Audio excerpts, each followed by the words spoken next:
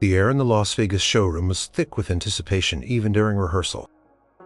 It was late 1969, and Elvis Presley, resplendent in a shimmering jumpsuit that even in the harsh stage lights promised a future of sequined glory, stood at the microphone. His band, the TCB band, was tight, every note precise, every beat a heartbeat of rock and roll. This was the king at his peak, preparing for another run of sold-out shows at the International Hotel. Elvis had just finished a blistering run-through of Suspicious Minds, his voice effortlessly soaring, powerful, and utterly captivating. The band was buzzing, the energy palpable. Millie, the young intern from a music magazine, scribbled furiously in her notepad, trying to capture the raw electricity of it all. She'd been given an unprecedented pass to observe a fly on the wall, and she felt like she'd won the lottery. "All right, boys, that was hot," Elvis grinned, wiping a bead of sweat from his brow. "Let's run through the ballad section." "What's next on the list, Joe?" Joe Esposito, his longtime friend and road manager, consulted a clipboard. "Okay, boss. We've got Can't Help Falling in Love. Then we were thinking of adding that new one, Sleep, My Little One." Joe said the title with a slight questioning lilt, glancing at the music director, Charlie Hodge, who nodded enthusiastically. "The arrangement came in this morning. Beautiful melody." "Boss, real tearjerker?" Millie's pencil paused mid-air. She watched Elvis closely. He had been so vibrant, so full of life, just moments ago. But at the mention of that song title, a sudden, almost imperceptible shadow crossed his face. It wasn't anger, not exactly, but something far deeper, more unsettling. His shoulders stiffened, his gaze fixed on a distant point beyond the stage, as if seeing something no one else could. "No," Elvis said, his voice flat, devoid of its usual warmth. Joe blinked. "No, boss? You mean not today, or—" "I mean no," Elvis repeated, louder this time, the word resonating with an unyielding finality that silenced the bustling stage crew. His eyes, usually so expressive, were now like chips of granite. "That song isn't happening ever." Charlie Hodge, the band director, looked confused. "But Elvis, the producers really liked the idea. It's got that classic, timeless feel. Perfect for the ballad segment.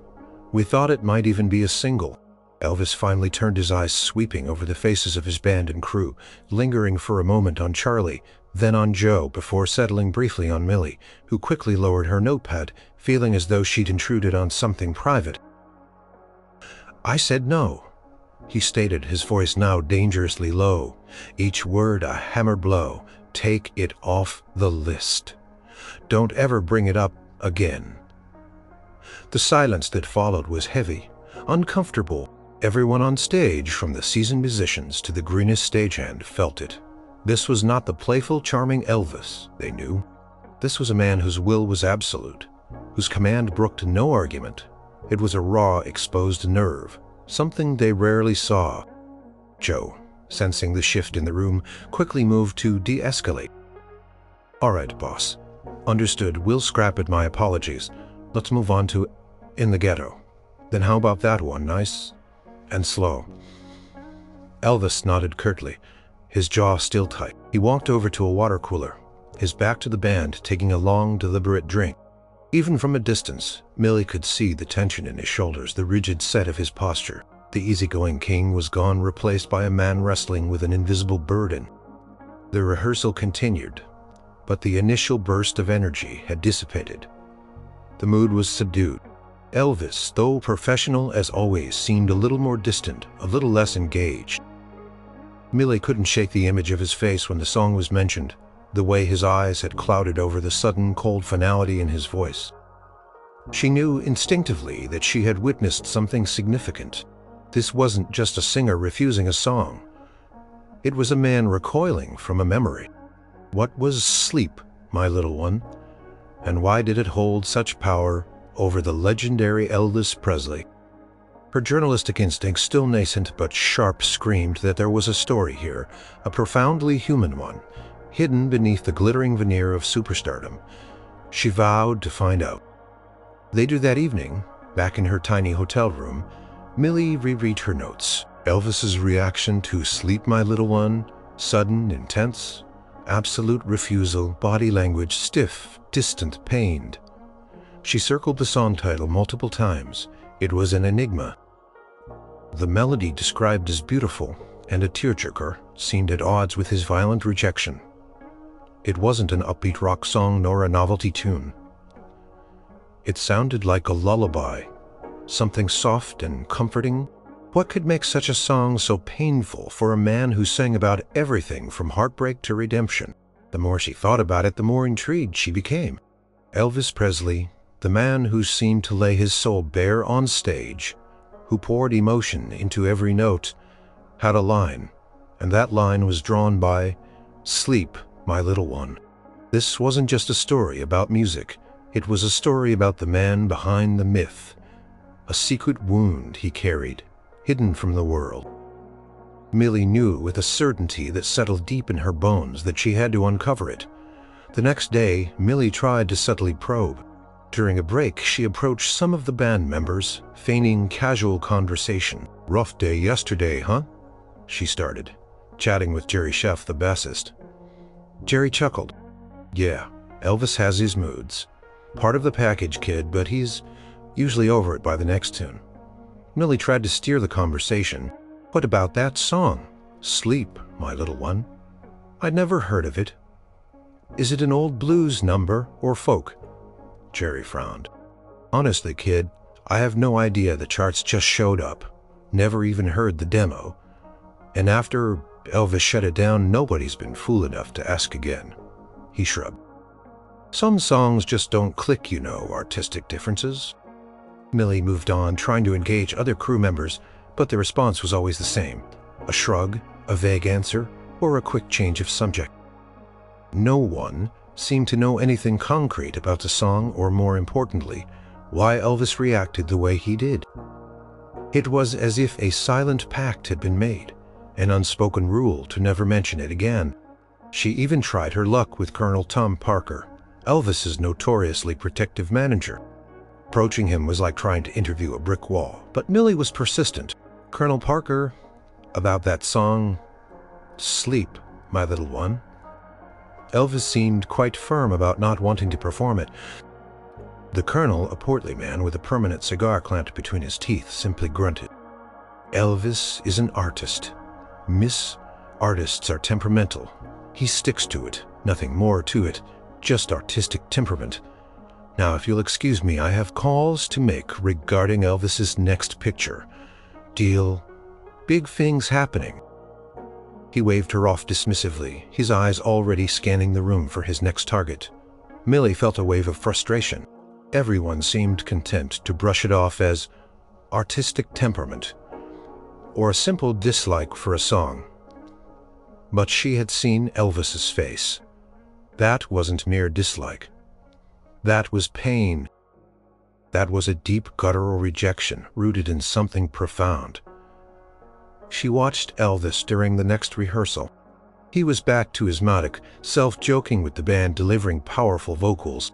But every now and then, when the stage lights dimmed slightly, or a quiet moment stretched too long, Millie thought she caught a flicker in his eyes, a momentary sadness that hinted at the secret he held. He was a master at compartmentalizing, at burying his true feelings beneath layers of performance. But she was starting to see the cracks. The more she observed, the more intrigued she became. Elvis Presley was an enigma, a man adored by millions, yet seemingly carrying an invisible weight. This wasn't just a journalistic assignment anymore. It was a quest to understand the humanity behind the legend. That evening, Millie decided to shift her research strategy. If no one in Elvis's immediate circle would talk, she would look elsewhere. She went to the hotel library, a surprisingly well-stocked room, and started digging into old newspaper archives, music magazines, anything she could find about Elvis's early life. She wasn't looking for the song itself, but for clues to a hidden grief, a personal tragedy that might explain such a visceral reaction. She started from the very beginning, Tupelo, Mississippi. His humble beginnings, his deep connection with his mother Gladys. She read about his twin brother Jesse Garon Presley, who was stillborn. This was a known fact, often mentioned in biographies, but usually just a footnote. Millie wondered, how much impact could something that happened at birth have on a man in his 30s? She found articles detailing his profound grief when his mother Gladys passed away in 1958. That was a widely publicized sorrow. But it didn't seem directly connected to a specific song, nor did it explain the absolute finality of his refusal. Millie spent hours poring over microfilm and yellowed pages, eyes straining in the dim light. She found articles about his first manager, his first recordings, his breakthrough. She found countless stories of his kindness, his generosity, his insecurities, his moments of loneliness. The more she read, the more she saw the layers of the man. Finally, late into the night, she stumbled upon a tiny, almost insignificant paragraph in an old Tupelo local newspaper, dated from the early 1940s. It was a community notice, a short blurb about local church activities. Within it, almost lost, was a mention of a local children's lullaby contest and a very brief line about young Gladys Presley's sweet melody, "Sleep, my little one." "Afape, my little one," the same title. And it was connected to Gladys, his beloved mother, and to lullabies and to children. The pieces were starting to form a vague, haunting picture. A lullaby. His mother, a lost child. His twin brother. Could this be it? Could the song be a direct, painful echo of the brother he never knew but whose absence shaped his entire life? The revelation sent a chill down her spine. This wasn't just artistic temperament. This was a deeply buried, profoundly personal grief, etched into a simple melody. The mystery of the song was slowly unraveling, revealing a tragedy far more poignant than she could have imagined. She felt a surge of renewed determination. She had a thread, a fragile lead. But a lead nonetheless, as she would follow it. She started looking for more information about that specific period. Those early years before Elvis was Elvis. It was hard as most journalists focused on his meteoric rise, not the quiet, poverty-stricken childhood that preceded it. She called every contact she had in the music journalism world, asking about anyone who might have covered Elvis in his earliest days. Most laughed, said she was chasing ghosts. But one old-timer, a retired music critic named Frank, remembered Tupelo. "Ha, not much to tell, kid. Poor as dirt, but he had a twin brother. You know, stillborn, that haunted him. I reckon most folks forget of his story, his mother always said, made him feel like he had to live for two." Frank's words resonated deeply.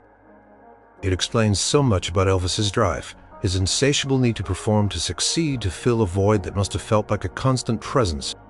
Millie thought about the sheer energy Elvis poured into his shows, as if he truly was trying to embody enough life for two souls.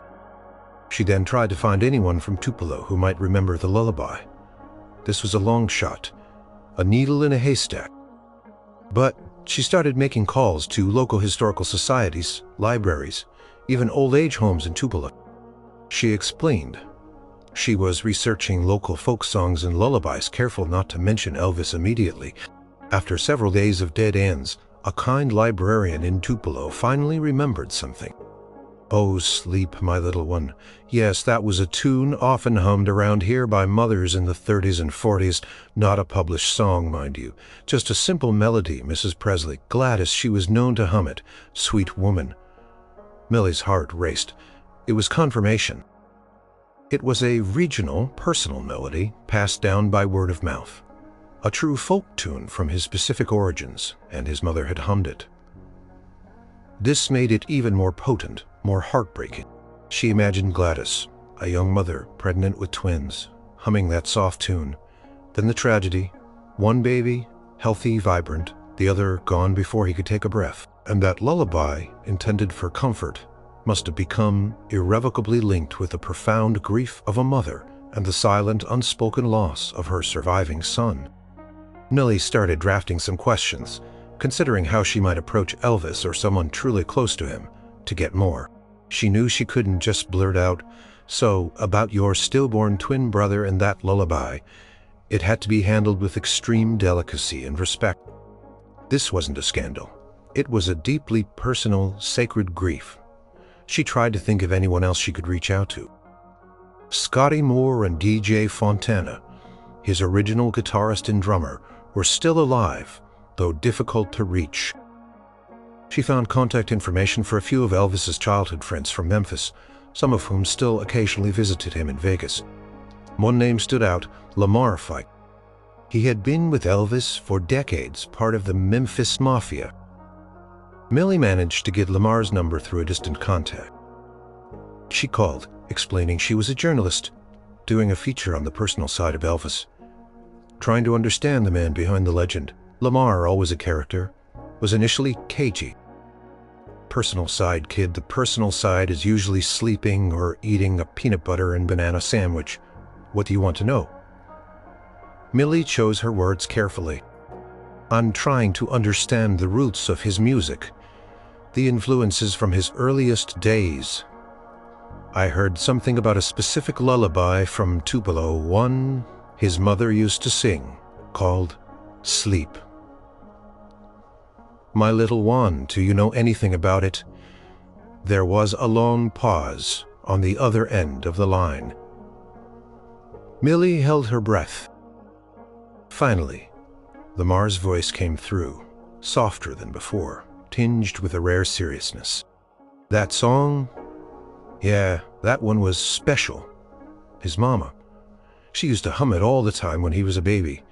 And, well, she hummed it for Jesse, too. The raw emotion in his voice, despite the distance, was unmistakable. He never talked about it much, Elvis, not directly. But you could tell, that boy always felt it, deep down, that loss. Like part of him was always missing. Lamar cleared his throat, the bluster returning slightly. It's not for public consumption, kid. It's too close, too painful. He carries that one quiet like a stone in his pocket. Don't go poking that bear. Millie thanked him profusely. She understood. Lamar had confirmed it.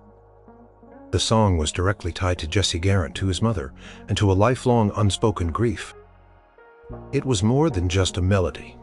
It was a relic of profound loss, a symbol of the emptiness that haunted Elvis's success. The heartwarming part, she realized, wouldn't be in a miraculous healing of this pain, but in the understanding and respectful portrayal of it. Her job now was not to sensationalize, but to show the human depth of the king. Millie knew she had enough to write a compelling, if speculative, piece about the likely reason behind Elvis's refusal. But she craved more, not for publication, but for her own understanding. She wanted to bridge the gap between the facts she'd gathered and the raw emotion she sensed in Elvis. Her best bet, she decided, was Joe Esposito. Joe had been with Elvis since his Army days, a loyal and quiet presence in the volatile world of Elvis Presley. He was discreet, but Millie had seen a flicker of something in his eyes, a deep concern for Elvis that went beyond professional duty. She waited for the right moment. Just trying to soak it all in, she replied genuinely. This is an incredible experience. She paused, then continued, her voice earnest. I know you're very protective of Elvis, and I respect that. But I'm not here to write a gossip piece or anything sensational. I'm trying to understand the man, the human being behind the spotlight. Joe looked at her, his smile fading slightly, replaced by a thoughtful expression. He's a complicated man, Millie, more than most folks know. I sensed that, she said, her voice gentle, especially with that song Sleep, my little one. I noticed his reaction. It was so visceral. Joe's gaze drifted, becoming distant. He took a sip of his coffee. Yeah, he murmured, that one's off limits. Always has been. I did a little digging. I found out. It's an old Tupelo lullaby, and that his mother, Gladys, used to hum it. She watched his face closely, seeing a flicker of something. Recognition, pain, resignation. And I know about Jesse Garon, his twin brother. Joe flinched, almost imperceptibly. He looked at her, a profound weariness in his eyes. "You're a persistent one, aren't you?" he said, but without anger, more with a sense of quiet surprise. "Most reporters just want to know about the girls and the cars." "I want to know about the heart," Millie said simply. "I saw something in his eyes when that song was mentioned. It wasn't anger, it was grief." Joe sighed, running a hand through his hair. "You're right, it is. Jesse, that was a wound that never healed for him. Or for Gladys. She blamed herself, always. And Elvis, he felt it for her, and he felt it for Jesse. For the brother he lost before he even knew him. Gladys used to sing that song to him, 'Sleep, my little one.' When he was just a baby, it was her favorite, her comfort. And she sang it to Jesse, too, the day he was born. She held him still and silent, and she hummed that song. So when Elvis hears that tune, it ain't just a song. It's that day. It's the empty crib. It's his mama's tears. It's the ghost of a brother he loved but never met." Millie felt a lump form in her throat. The story was even more heartbreaking than she had imagined. The simple lullaby, meant for peace, was irrevocably tainted by profound loss. "He never talks about it," Joe continued, his voice barely above a whisper. "He just carries it sometimes late at night after a show. When he's tired, you can just see it in his eyes. That loneliness, that piece of him that's missing. Jesse was supposed to be his other half. And that song, it brings it all back. Too raw, too real for the stage." Millie nodded, unable to speak, overwhelmed by the weight of the revelation. Joe, usually so stoic, had just given her a glimpse into the deepest, most private chamber of Elvis Presley's heart. Trusted her, or perhaps in his own weariness, he simply needed someone else to acknowledge the burden. They all silently understood. "Thank you, Joe," she managed to say, her voice thick with emotion. "Thank you for telling me." Joe just nodded again, his gaze fixed on some unseen point in the distance, lost in his own memories of a young Elvis, a grieving mother, and a silent, absent brother. The story of "Sleep, my little one" was not just Elvis's. It was a shared grief, a quiet sorrow that echoed through the lives of those closest to him. Millie knew with absolute certainty that she had to honor this story with the utmost respect. Armed with Joe's revelation, Millie began to see Elvis through a different lens, no longer just the king, the performer, the icon, but a man profoundly shaped by an early devastating loss. The mystery wasn't just solved. It deepened into a profound understanding of his character. She reflected on the concept of a twinless twin, a term she'd read about in her research. How it could leave an indelible mark, a phantom limb of identity. Elvis, the exuberant, larger-than-life performer, was also a man who had felt a fundamental piece of himself missing from birth. She imagined young Gladys, her heart broken, holding her stillborn son, humming the lullaby meant to soothe, and Elvis, the healthy twin, growing up. Perhaps hearing that same melody from his mother, a tune of comfort interwoven with unspoken sorrow. It must have been a haunting soundtrack to his early life. Millie attended another one of Elvis's concerts that week. This time, she wasn't just observing his stagecraft. She was looking for the man beneath it. She saw him pour every ounce of himself into his performance, his voice soaring, his movements fluid and electrifying. But now she also saw the undertones. When he sang a soulful ballad like "Don't Cry, Daddy," a song about a child comforting a grieving parent, she noticed a particular intensity in his eyes, a depth of emotion that went beyond mere acting. Was he channeling his own childhood, comforting his mother in her grief for Jesse? When he spoke to the audience, charming them with his humble southern drawl, she heard a vulnerability, a need for connection that seemed to echo his unspoken loneliness. The song, "Are You Lonesome Tonight?" took on a new meaning. Its themes of isolation, of a love lost or never truly found, seemed to resonate with the idea of a lifelong emptiness. She wondered if, beneath the grand stage and the adoring crowds, He often felt profoundly alone, perhaps searching for the missing half of his soul. Millie started noticing the small, almost imperceptible habits. The way he sometimes looked off into the distance, a flicker of profound sadness crossing his face, before he'd snap back into his Natick persona. The way he sometimes held a microphone, or even just his hand, as if cradling something precious and invisible.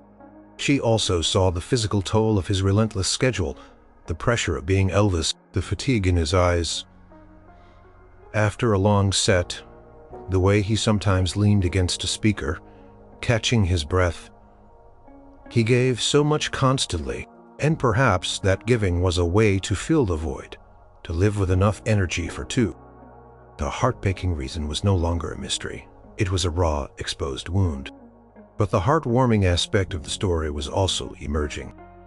It was in the sheer depth of human feeling, the enduring power of love and loss, and the quiet strength it took to carry such a profound grief while still bringing joy to millions. It was in the empathy and understanding that bloomed from revealing this hidden truth. Millie knew her article wouldn't expose the secret directly. She wouldn't name the song or explicitly detail Jesse's story. That was Elvis's private grief, shared in confidence. Her role was to hint at it, to explain the profound humanity of his refusal, to show the king as a man with deep complex emotions, not just a showman. She wanted to invite readers to feel empathy, not just awe. She began to outline her piece, not as an exposé, but as a portrait of the man shaped by echoes of the past, by melodies unsung and sorrows unspoken. She thought about the power of music, how it could evoke joy, passion, and also profound pain. For Elvis, Sleep, My Little One, wasn't just a tune.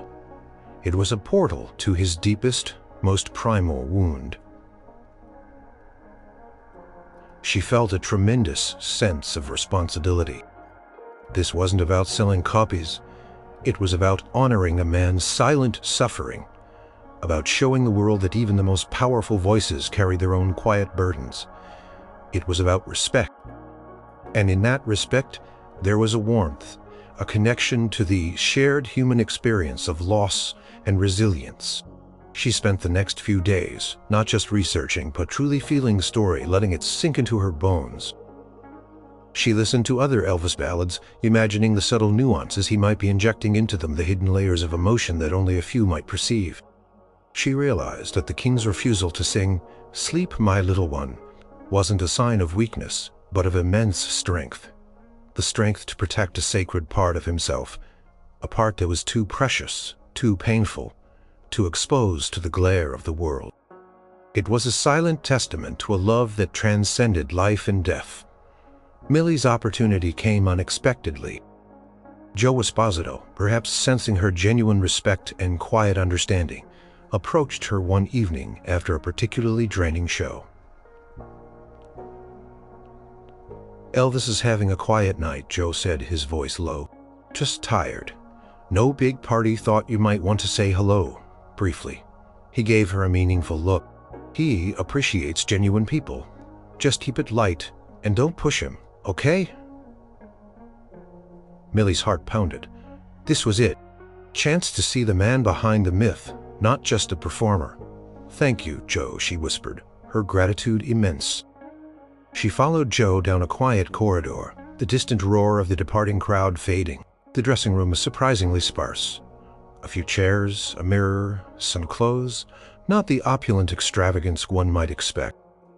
Elvis sat slumped in an armchair, still in his partially unzipped jumpsuit, a towel draped around his neck. He looked exhausted, vulnerable, far removed from the dynamic king who had just commanded the stage.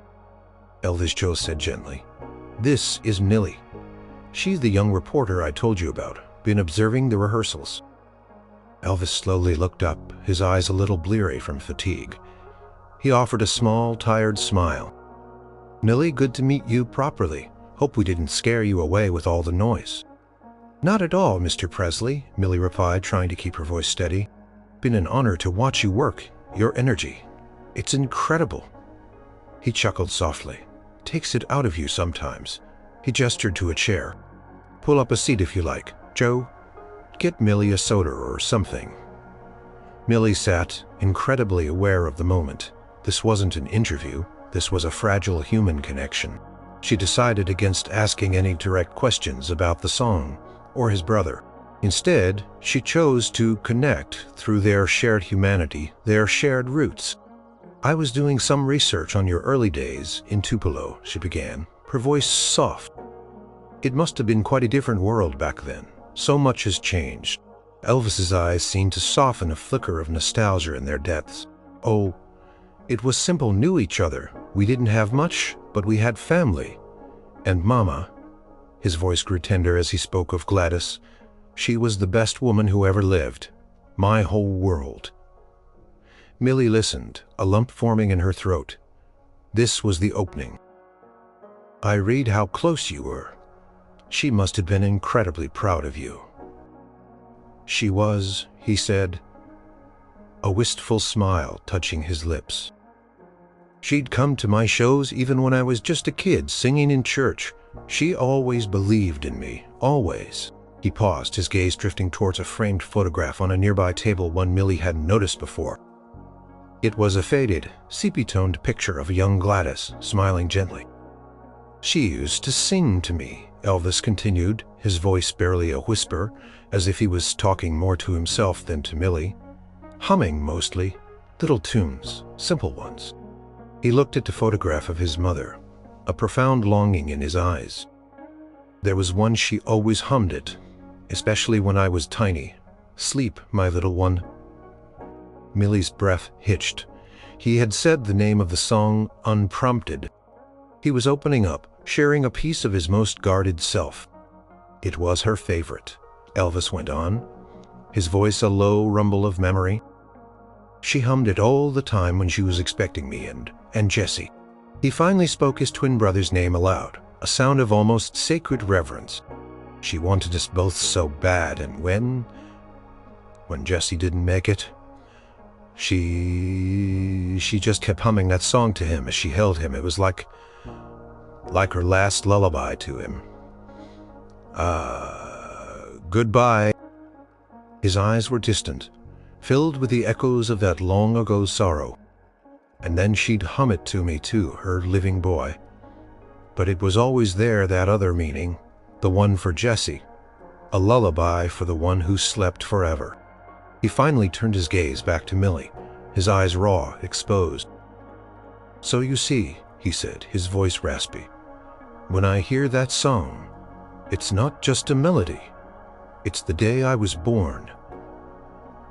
It's the silence. It's the emptiness and my own. It's too much. It's too real." Millie felt tears welling in her eyes, not of sadness, but of profound empathy. She saw the true weight of the king's crown, the depth of the man beneath it. He wasn't just refusing a song. He was protecting a sacred space of grief, a memory too tender, too personal, to expose to the stage lights. It was a heartbreaking truth, but also a testament to his profound love for his family and for the brother he carried in his heart always. Elvis paused, his eyes still distant, lost in the shadows of memory. Millie remained silent, simply listening, allowing him the space to share as much or as little as he needed. She knew this was a rare moment, a window into a soul that was usually guarded by layers of fame and showmanship. "I remember, Mama," he continued, his voice softer now, almost conversational, yet tinged with an indelible sadness. "After Jesse, she was never quite the same. Oh, she loved me something fierce, more than life itself. But there was always a part of her that was just gone. Like a light had dimmed and I felt it. Even as a little boy, I felt her sorrow. I think I spent my whole life trying to make her smile, to fill that void for her. The one who wasn't there." He ran a hand over his face, a gesture of deep weariness. "To sing that on stage, to sing it under those lights for thousands of people, it would be like tearing open an old wound. It would feel like I was selling their private grief. And I can't. I just can't." Millie understood perfectly. It wasn't about the artistic merit of the song or his ability to sing it.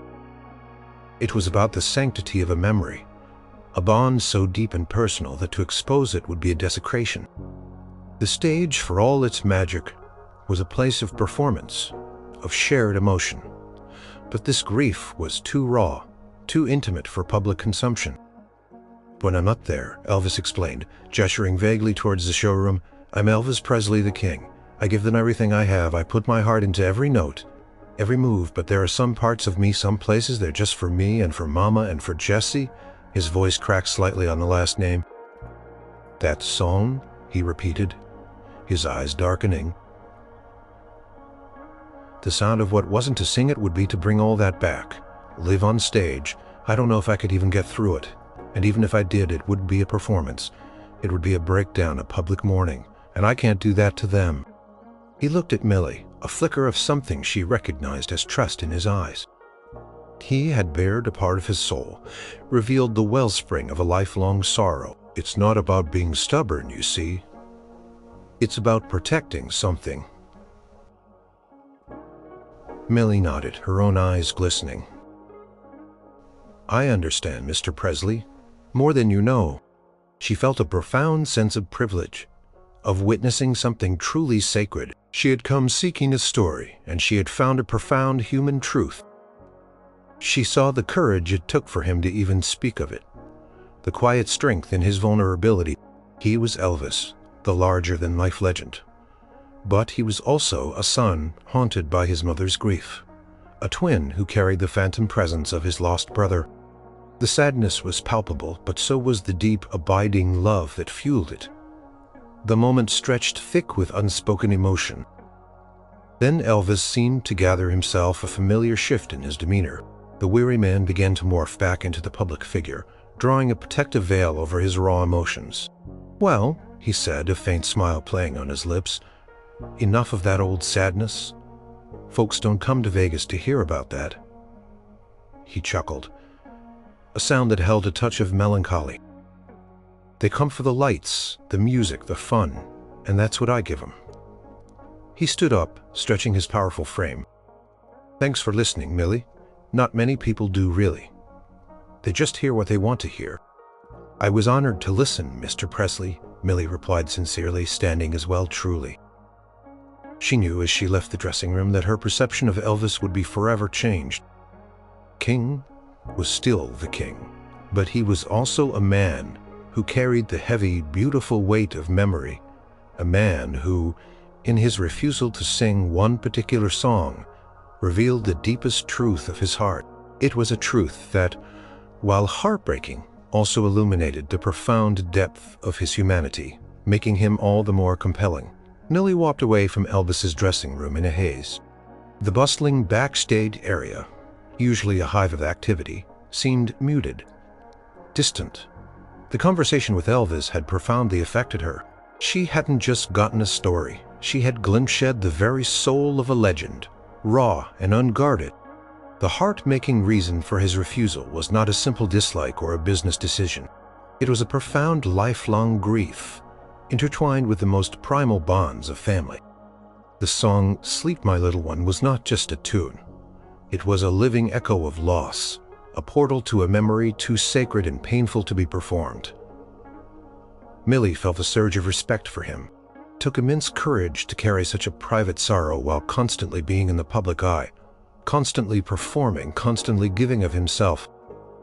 His vulnerability, revealed in that quiet moment, made him seem more human, more accessible than any of his dazzling performances ever could. He wasn't just a voice or a face.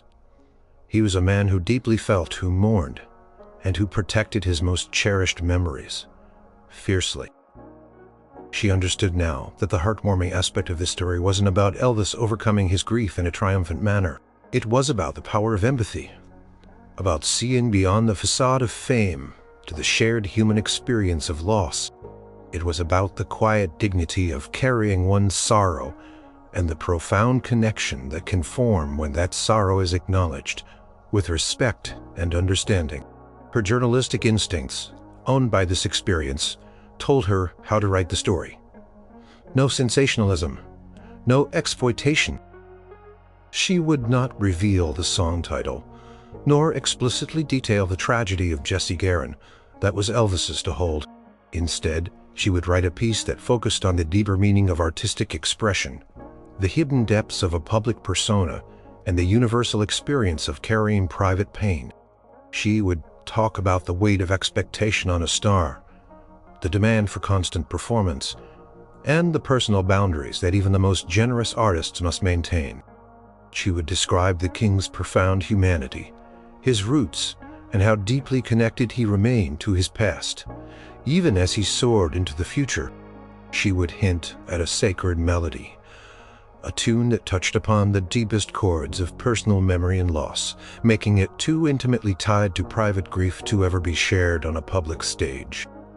She wanted her readers to feel what she felt, not pity, but profound empathy and admiration.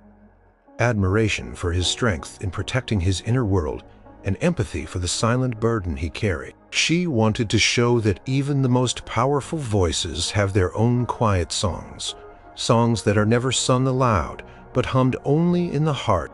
Millie spent the next few days crafting her article with meticulous care. Every word was chosen for its impact, its nuance, its ability to convey profound meaning without overstepping the bounds of privacy. She wanted the article to be a bridge, connecting the public perception of Elvis Presley, the king, with the tender, vulnerable man she had briefly met. She wrote about the power of music to heal and to wound, how a single melody could evoke not just joy, but the deepest, most personal sorrow. She framed Elvis's refusal not as a caprice, but as an act of profound self-preservation, a testament to the enduring power of family love and loss. Core message was clear.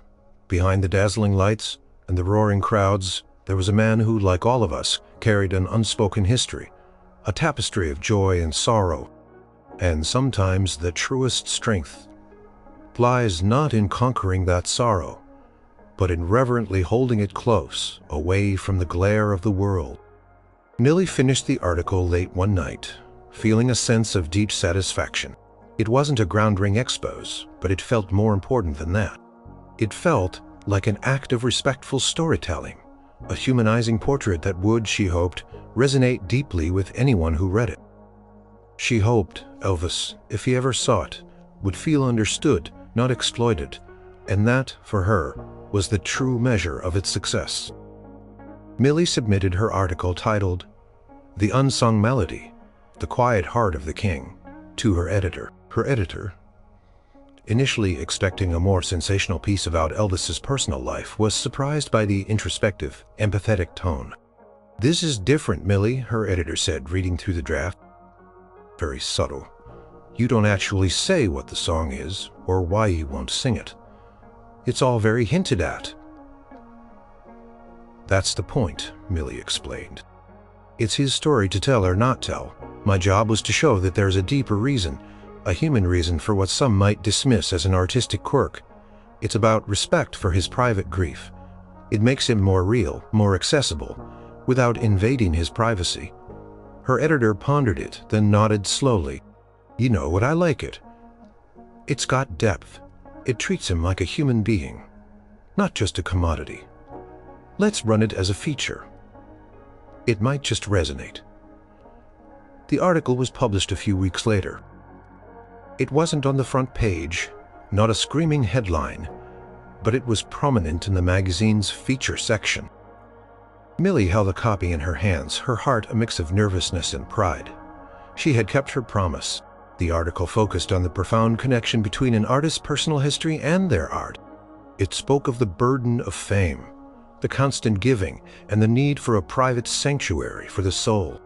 It hinted at a special melody sung only in the quiet of his heart, a song that was too deeply woven into the fabric of his most tender, most unhealable memories to ever be performed on stage. It painted a picture of Elvis as a man of immense emotional depth, carrying a silent, sacred sorrow that made him not less but more human, more profound. The public reaction was immediate and surprising. While some readers were undoubtedly frustrated by the lack of direct answers, many more were deeply moved.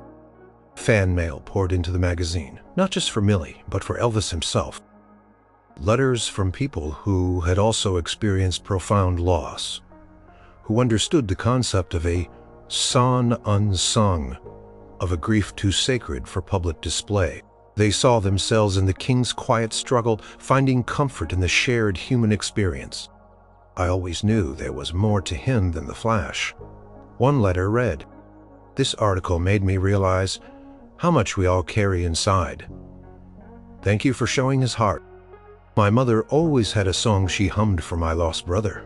Another wrote, "I understand exactly what you mean. It's too precious for words, too personal for a stage." The article didn't break box office records, but it touched hearts. It gave people a different way to think about Elvis, to see the vulnerability and strength behind the impenetrable legend. It fostered empathy, transcending the usual celebrity worship. Elvis, shielded by his entourage, didn't often read everything written about him, but Joe Esposito, curious, got a copy of the magazine. He read Millie's article carefully, his expression unreadable. He then quietly placed it on Elvis's dressing room table one evening. Elvis picked it up, glanced at the title, and then slowly began to read. Millie's words, so carefully chosen, painted a portrait of him that was both true and respectful. She hadn't betrayed his confidence. She had understood. She had shown the world a glimpse of his soul without exploiting it. He finished reading, his jaw tight, his eyes fixed on a distant point. He didn't say anything, but Joe, watching him closely, saw a subtle change in his posture, a slight softening around his eyes, a flicker of something akin to quiet gratitude. A few days later, Joe found Millie back. "Elvis wanted me to tell you something," he said, his voice low. He said thank you for understanding and for treating him like a man, not just a show." Millie felt a profound sense of warmth spread through her. This was the true reward. Not fame, not accolades, but the quiet acknowledgement that she had honored a man's story, respected his pain, and in doing so offered a different kind of performance to the world, a performance of empathy and truth. It was a heartwarming realization that resonated far deeper than any hit song. Years passed. Elvis Presley continued to be the king, his star burning brighter than ever in the firmament of American music. His concerts remained electrifying, his voice legendary. He recorded more hits, made more movies, and captivated millions with his charisma and talent. The song "Sleep, My Little One" was never suggested again for his set list. It remained his unspoken secret, his sacred melody. The public, for the most part, moved on, remembering the article as a poignant piece about the human side of a superstar, but not dwelling on the specific details. Millie, for her part, continued her career as a journalist, always striving to find the human heart in every story she told. Her piece on Elvis had set a precedent for her, a standard of empathy and respect that she carried forward. Elvis, even as his life grew more complex and his struggles intensified in later years, still carried the memory of Jesse Garon.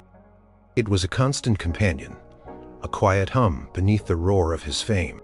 He might not have spoken of it often, but those close to him, like Joe Esposito, saw it in his eyes, in his moments of quiet reflection, sometimes late at night, alone in his dressing room or in the quiet confines of Graceland.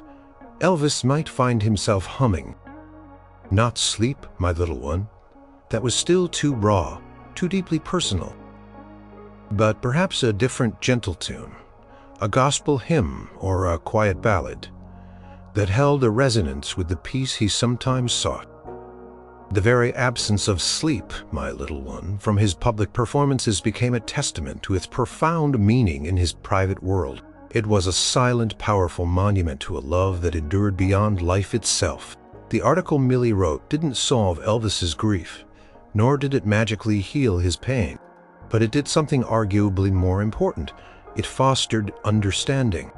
It showed the world that even the biggest stars are just people with their own hidden sorrows, their own cherished memories, and that sometimes the greatest strength lies in vulnerability, in carrying your burdens with grace and quiet dignity. In the final years of his life, when the pressures became almost unbearable, Elvis often retreated into quiet moments, listening to gospel music, or simply sitting in silence. He still had the framed photograph of his mother, Gladys, on his nightstand. Sometimes he'd pick it up, running a thumb over her faded image. In one such moment, alone in his room, the world outside hushed. He might gaze at the photograph. He wouldn't hum the forbidden lullaby, but in his mind the melody would play soft and clear. It was a melody of his mother's love, of a brother he never knew, and of a bond that time could never sever. It was a song of quiet sorrow, yes, but also of enduring love, a constant, gentle pulse in his heart. The story wasn't about Elvis singing a song he refused. It was about the unspoken, the unseen, the depths of a human heart. It was about a journalist who cared enough to look beyond the dazzling surface, and in doing so revealed a warming, profound truth about the king of rock and roll. The heart-waking reason was his sorrow, but the heartwarming truth was the enduring love and the quiet dignity with which he carried it, a testament to the fact that even legends are at their core just human beings, full of love and loss, just like everyone else. And sometimes the most beautiful music is the one that remains unsung, whispered only in the quiet chambers of the soul.